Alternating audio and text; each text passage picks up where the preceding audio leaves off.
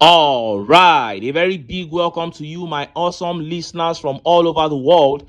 It is my pleasure to have you join me once again on The Truth with Ben Jokes, your trusted channel for political analysis.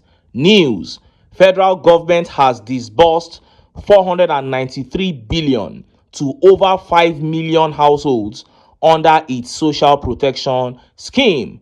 Minister Yusuf Sununu. Source: The Nation, Nigeria. You saw that. One day this regime would come out and say they have shared money to every single citizen, including Peter Obi and Atiku, because it is now clear that these people are the most shameless set of Aso Rock occupants ever. As terrible as Buhari regime was, we saw one or two persons who received COVID-19 palliative funds. I saw about 2 or 3 people. But this Tinubu regime has taken lying and propaganda to another level. They lied about sending money to Nigerians. They lied about student loan. Even during Armed Forces Remembrance Day, they hire women whose husbands are alive to act as widows of late soldiers because they don't want to pay the real widows. 5 million households have received money and we can't find even one household. What kind of scam is this? What a calamity.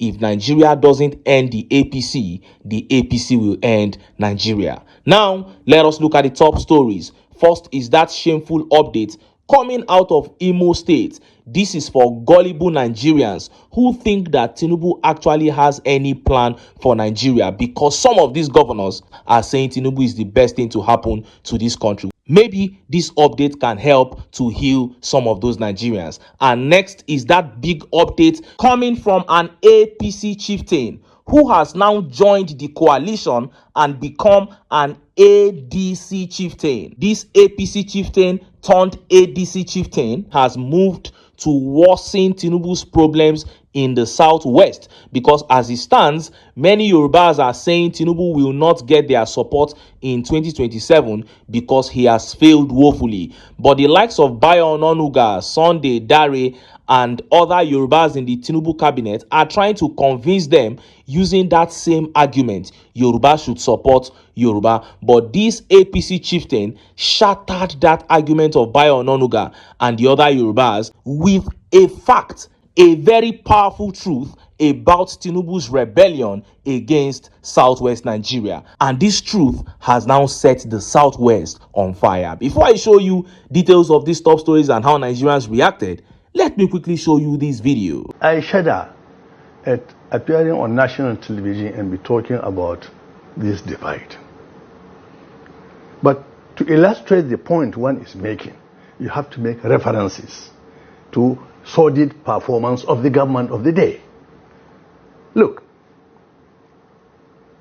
as of today, minimally, in the South, there are 10 ministers of key ministries, all from the Southwest. There are 3 ministers from the South-South. There are 2 ministers from the Southeast. Why is the balance, even in the South? Why is the balance? To justify the continuity of such an administration. Where is the balance in terms of other key important appointments that this government has done? There is a problem in Nigeria, like many other developing African countries, where ethnicity, corruption, nepotism is almost the order of the day in administration.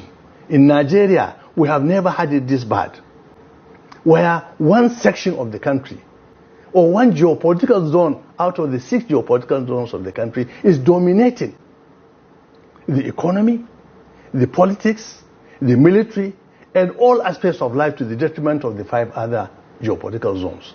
And just because the government of the day has important commodity in his hand to purchase people's conscience, we are having a spate of endorsements all over the country. That does not win an election. You think these endorsements coming from 8th Senate, 9th Senate, and northern governors, APC governors, and all that, is not from the heart? It might be from the heart, but it doesn't deliver votes. I am assuring you that in many parts of this country, not only the north, people will judge the government based on its performance, not even on its promise. It has become more divided than ever before, whereby now the campaign war cry is Buhari had done 8 years, and Bola Ahmed Tinubu should be given opportunity to do another 8 years. Are you making reference to what Bayo Onanuga said? Yes, I make a reference to what Bayo said, what Babangida Aliyu said, and what many others have said.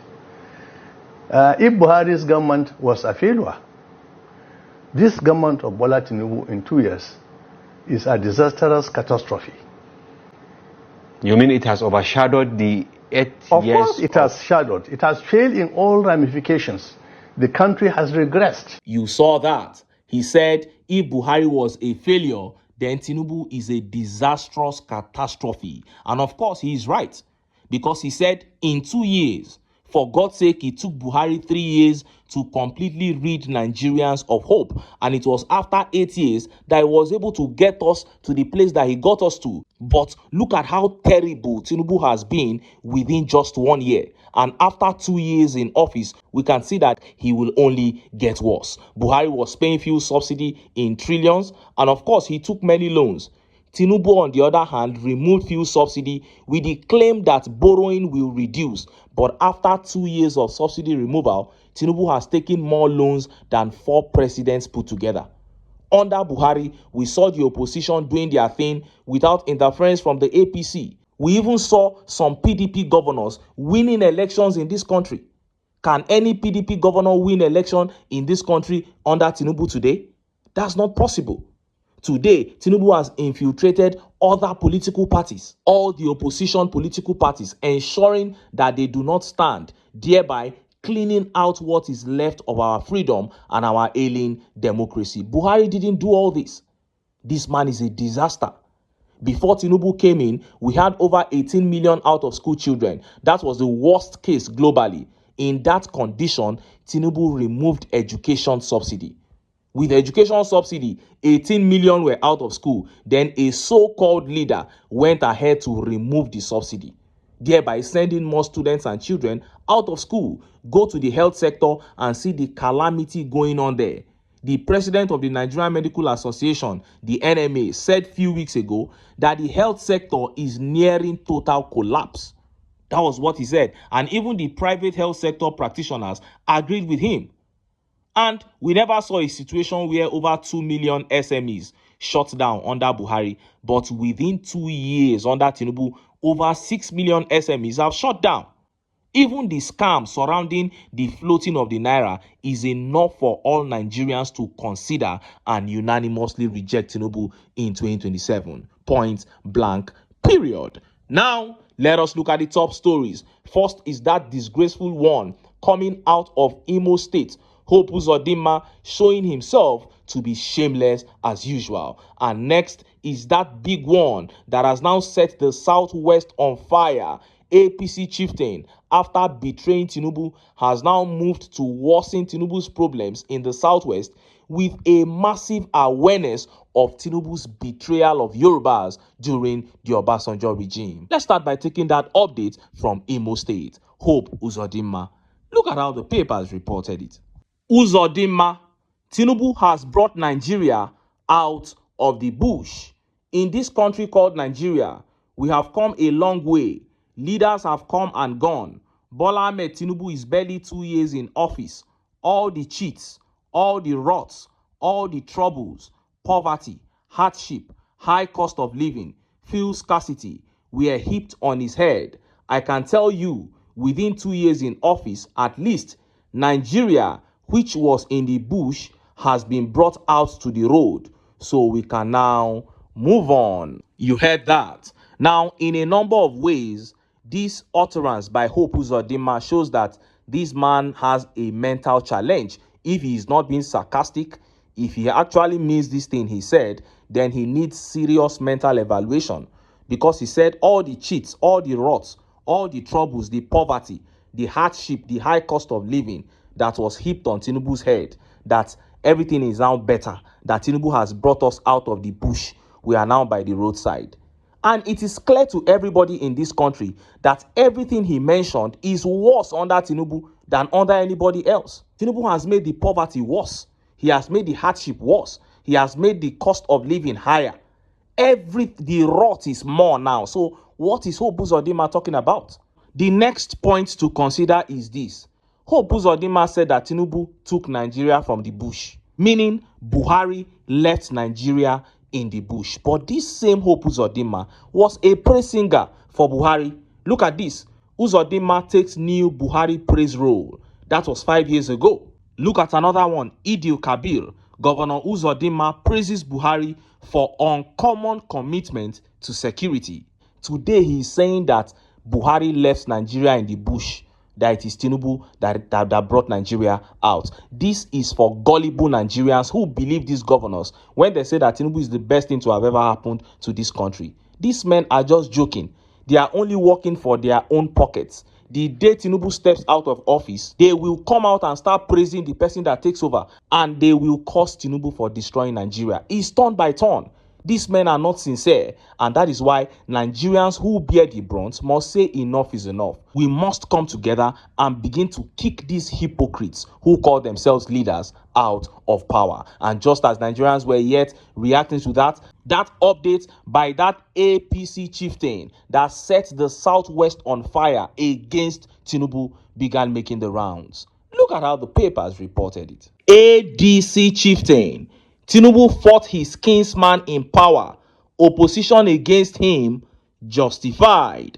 Former Minister of Police Affairs Alhaji Adamu Maina Waziri has defended the growing opposition to Bola Tinubu's re-election bid, saying Tinubu himself once led an internal revolt against his own kinsman, former President Olusegun Obasanjo.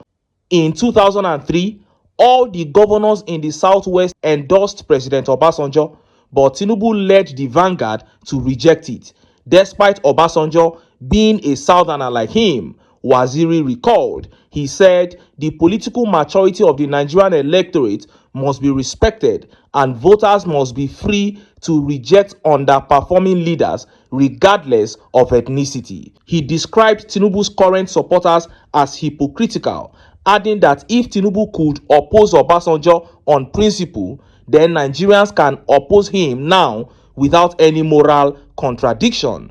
Everybody knew that between 1999 and 2003, the Obasanjo administration earned public trust through visible development, improved security, and national unity, he said. Waziri noted that under Obasanjo, the country saw a rebound from military-era collapse with clear efforts to bridge the North-South divide. He said, comparing Tinubu's record to that of Obasanjo only highlights the glaring shortcomings of the current government. What we are doing today by resisting Tinubu is justified. He must be judged by his performance, not by regional claims or sentiments, he added. Waziri called on opposition parties and citizens to stand firm in challenging the failures of the current administration ahead of 2027. Now, this message by Adamu Waziri has set the Southwest on fire because people are now torn between voting Tinubu because he's Yoruba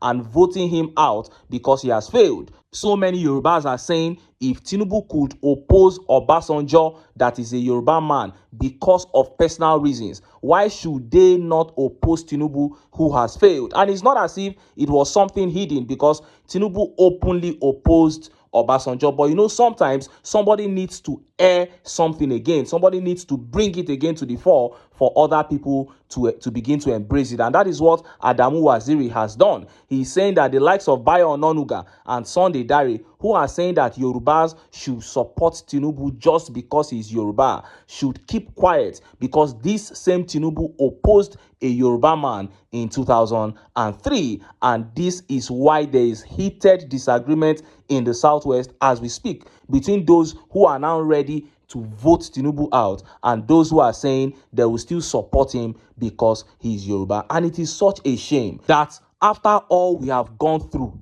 in the hands of the APC, 8 years of Buhari, over 2 years of Tinubu, we are now entering another election season and talks on ethnicity is still coming up. Now, to be fair to the Southwest, a very good number of them have come out to say that they are never going to give Tinubu their support, even though he is a Yoruba man. To be fair to them, many of them have come out to say that. Kudos to them. But I'm still looking at this percentage of people that are still considering ethnicity. You will find doctors amongst them. You will find professors amongst them. You will find very educated people, businessmen among them who have even been affected by this economy. And then you begin to wonder, what is going on in Nigeria? What is going on in Africa? What is this in this ethnicity and religion that has blocked the mental capacity of so many Nigerians? We have to let go of these sentiments, because these are the same sentiments that have held us back. These are the reasons why a country like Nigeria, that is blessed with everything, is still relegated so much everywhere in the world. These so-called sentiments. This is why I keep preaching against them, because the day Nigerians will be able to keep these sentiments aside and vote for capacity and competence, this country will bounce back within months. And I thank this Adamu Waziri for bringing this issue to the fore. And it is a campaign now. We are pushing it to the media. Let it become an anthem that Tinubu, you opposed Obasanjo, who is a Yoruba man from the south. You also worked with Buhari to remove Jonathan, another southerner. You do not deserve any loyalty from southern Nigeria. We are going to push it as an anthem and ensure that these guys are kicked out of power. But until then, make I still enter town, make I go get some ogbonge political news wey una go like. Why? Because of una na I dey here. So don't go away. Don't go away.